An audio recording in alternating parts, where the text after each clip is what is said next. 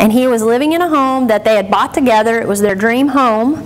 And he had a shrine set up in his entertainment center to her. And I thought she must had passed recently. And it had been 3 years. And he was depressed, and he was lonely, and he was living in this house, sitting on this couch, looking at the TV and that shrine every day. And moving out from that home meant letting go of her to him. And you're tearing up because you can feel it.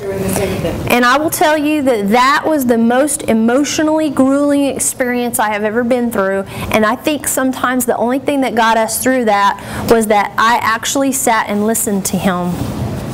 And I'll tell you, the first time I went in, I had my little notebook and all that stuff, and I don't take all my gear, my realtor gear in. I just take a notebook the first time. And I sit there and I listen and I take notes. And I sat there with him for I can't tell you how long, just listening to him talk about his wife. And he knew he needed to move, and I knew he needed to move, and he wasn't quite ready. So I said, you know what? You had me out here today to talk to you about selling your home, and you know, I have to be honest with you, I'd really rather hear a little bit more about your wife. We talked for hours in total. I said, I'd like to schedule another appointment to come out today. Today to come back out. And he said, okay, I think that'd be better. So I said, well, when can we do that? We scheduled the appointment. We're walking out the door, and he holds the door open for me, and he says, you're not at all what I expected. And I said, well, what do you mean? He said, well, when I called a realtor, I didn't have you in mind. So I hope that's a good thing, right? And he laughed, and he actually got a little chuckle, and he said, yeah. He said, I'm glad. And I just appreciate you giving me an opportunity to talk. Well, guys, he didn't need a realtor that day. He needed somebody who cared about him, right? He needed somebody who would listen to him. The next time I went out, I took my little notebook in.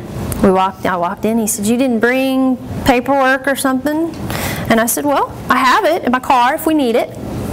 I just wanted to check in with you today and see how you were and where we were. And he said, well, I think I'm ready.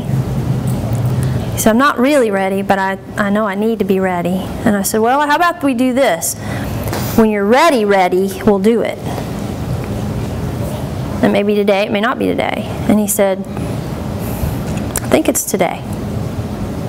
He said, why don't you go get that paperwork? So I went and got the paperwork. We listed his house. He cried. I cried. Guess what? Next time I went out there, the shrine was gone. Went to put the sign out. I didn't tell him to do it.